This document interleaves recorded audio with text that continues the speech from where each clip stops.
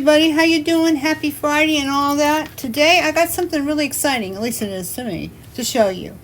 I know a lot of people like to collect up broken jewelry and stuff like that.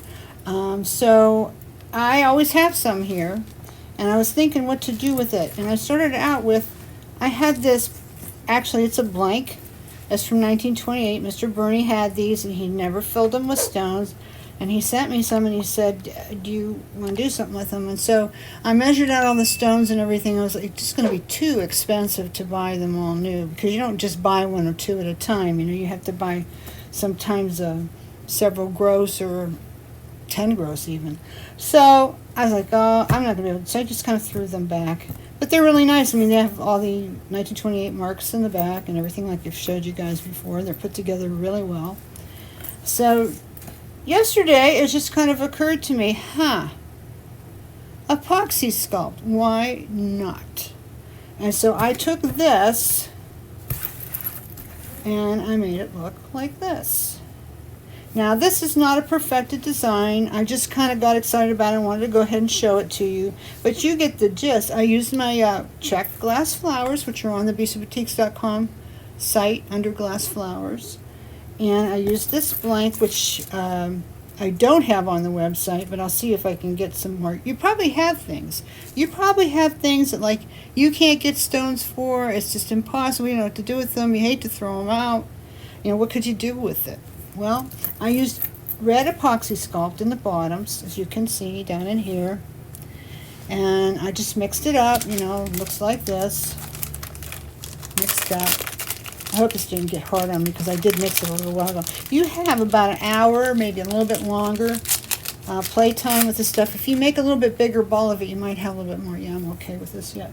So anyway, it's got the Czech glass flowers. It's got the little mosaic mix pieces in there, the little, you know, seed beads in that. You know, however you want to do it. I'm going to do part of one so you can kind of see what my process was. And then, you know, it'll be up to you to kind of figure out what's going on. But we have everything you need to do this on a bezel, on a blank, on a piece of broken jewelry, you know, that you never could figure out what to do with it. And you can't fix it otherwise, because that's what I would tell you to do first. If you have a piece of broken jewelry and it's nice, try to fix it first. But sometimes there's no way to do it.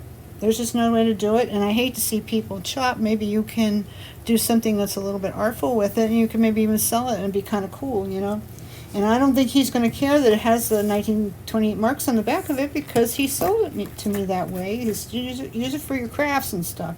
So anyway, so that's what I did. It's really simple. So let me just kind of show you how I put it together. Okay, so I started out with one section. I started at the far side. So I'm just going to do this part of it, and the rest of it will be up to you how you want to do it. And you don't have to use these parts, of course. You can use, you know, whatever you want. So you really need very little. That much I'm going to tell you. This is way, way, way, way too much. This is enough to do several of these projects, at least. At least. I would probably do something else with it when I get upstairs. But anyhow, so I've got a piece pulled off about that far. Now, what I'm going to need to fill this, so I always start with this one first, at least I have so far, as I take about 1/3 of it off of there. Maybe. Scant 1/3, maybe more like 1/4. And I work it up a little bit. And I don't have gloves on because I don't like to work making stuff with gloves on with Apoxie Sculpt, but I always do it when I'm mixing it, because that's when the chemical reaction happens. But anyway, I'm kind of flattening it out, and actually I can already see it's going to be a little too much, and so, you know, you eyeball it basically. And just go ahead and just put it in there and smush it down. Come on, come on, come on, come on, come on. I'm going to roll it back up. It wants to fight you a little bit, especially if it's starting to get hardened up a little bit, which this is, because I made it a little while ago, but I didn't want to make it again in this video because you guys already know how to do that. And if you don't, all you have to do is tune back to the video we have on the basics of Apoxie Sculpt, and it will show you there how to mix it. And it's so super simple. You won't believe it.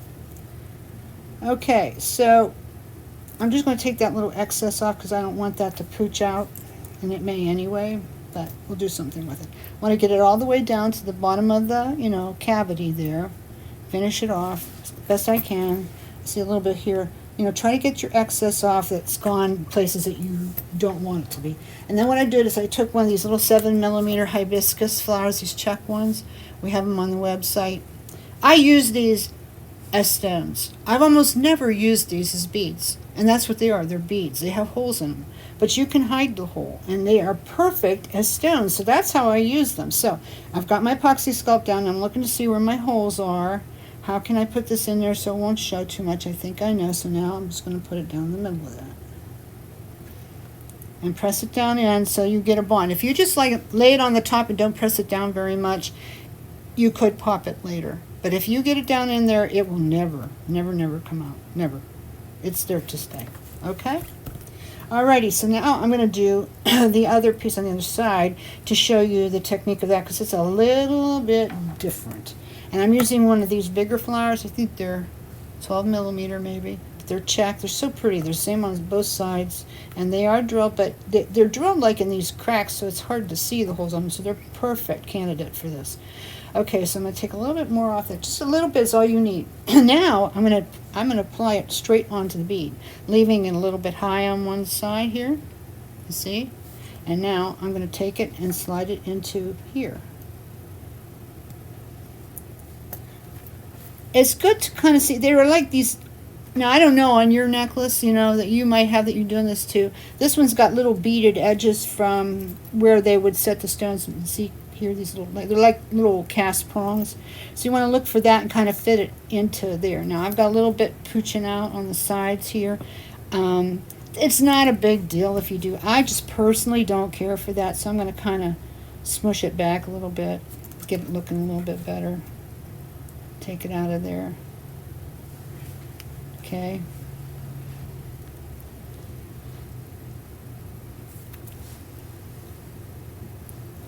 Alrighty. So that's done. Okay, so I've got that side done. Now I've got to do my other two holes. So I'm going to take a little bit more, just not very much, just like that much. Not even that. I may have to trim that back. And I'm going to kind of round it up. I think I will. I'll take a little bit more. Like half of that probably is enough. And I'm going to take, and I'm going to get a blue bead. There's another one. Oh, that one's messed up a little bit. There's a blue bead. We have these on the website. And now I'm going to take it and put it to the back of that. Thank you, Harvey. And I'm going to put it in this hole here. This is basically just the technique of it because, you know, like what you have to work with, you know, from your stash might be something completely different. I will check and see if I can get some more of these. I bet I can because he gave me these and said, if these work for you, let me know. I have a lot more. So, you know, he'll charge me now, but it'll be workable. Anyway, I'm going to get this out of here the best I can. Just kind of mush it around in there so it hides it. And then, you know, try to get it from around the side here out. Just the best you can, you know, however it looks good to you.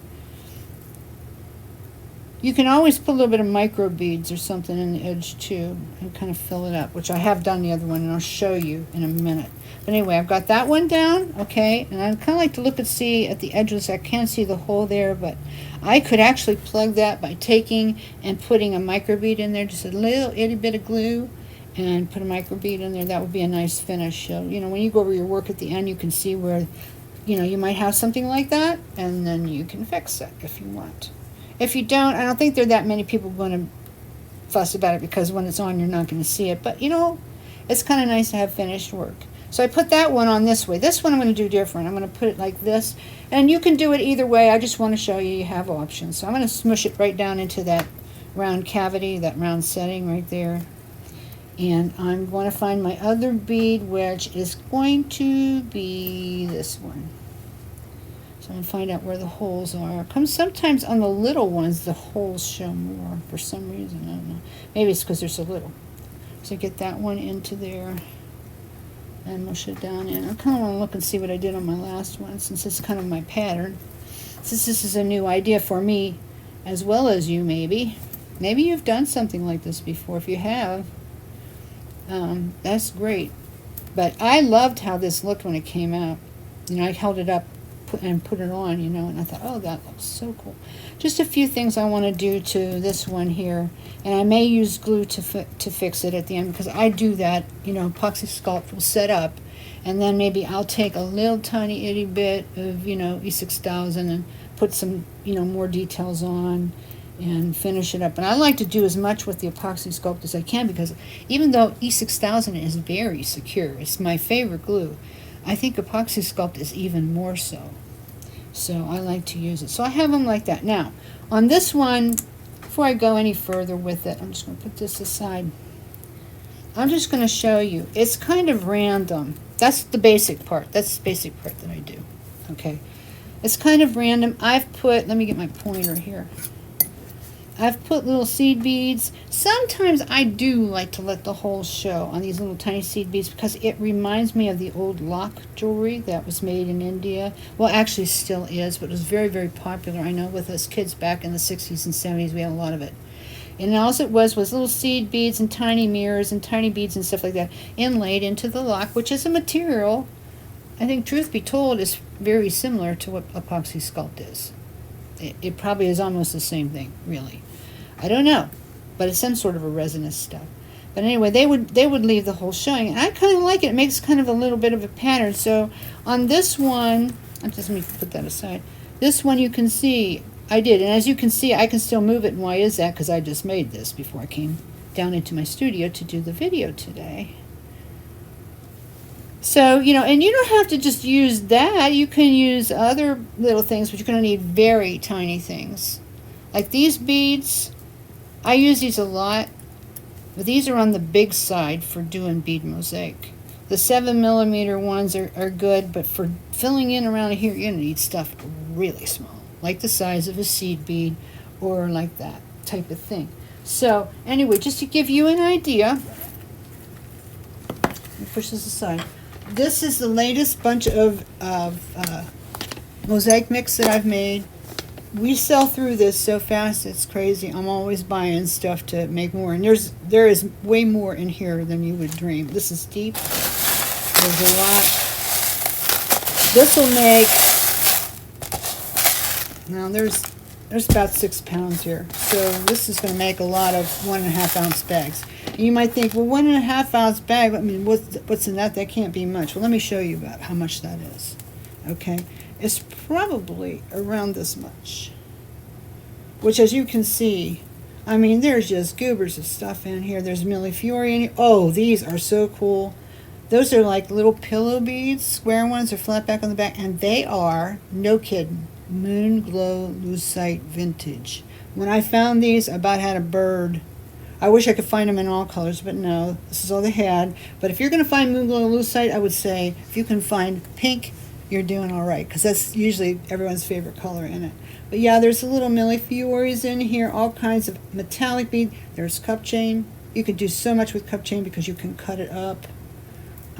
There's ball chain. I use these on the beads, like I showed you last week. I use a lot of ball chains. It's not expensive either. But anyway, we have these at the website in the bead mix section and also in the mosaic bling section. So this is the current mix, and they change. Every time I make a new mix, they change because I have different stuff to put in there, Some is standard. I try to always have like some Millefiori in there and a lot of metal parts. I try to always have that.